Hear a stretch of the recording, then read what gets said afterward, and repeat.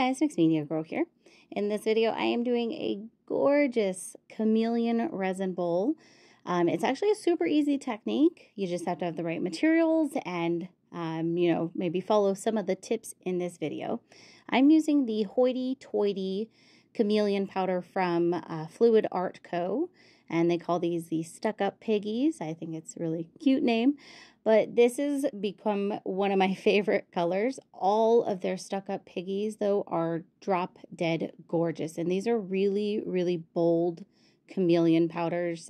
Great colors. So you're not going to get this quality on Amazon or anywhere else, really. I highly recommend them. And this is my irregular bowl mold. I've flipped the mold inside out, and I'm just using a paintbrush to brush the powder all over the mold. And then now I'm flipping it back inside out. Don't worry about getting full coverage. Just try to have it mostly covered and semi-even.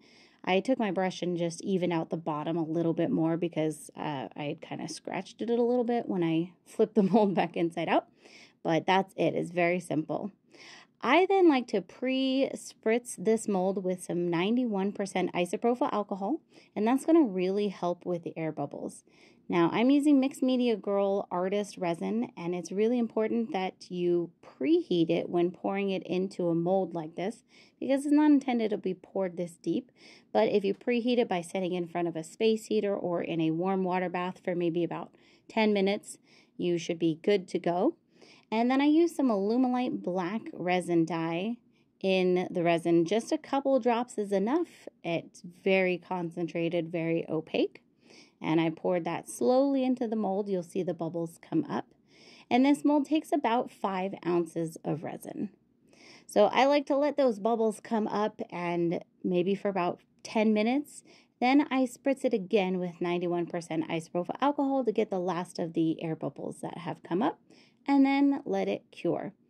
Now, I do recommend letting it cure for over 24 hours if you can. Sometimes I get a little bit impatient, like in this case I did. I really wanted to see what it looked like. So I came back the next day and I demolded it, and the resin was still just a tiny bit soft. So sometimes what can happen is when you demold it, it can get a little bit bent out of shape. But luckily, it's very, very easy to put it back into shape. So I kind of just squeezed the sides just a little bit to shape it how I wanted it. But you can avoid this completely if you just let it cure in the mold for a couple of days. But look how gorgeous this is. It's so, so, so pretty. I love these colors. I cannot get enough. So there you guys go. Pretty simple. Thank you for watching, and I'll see you all next time.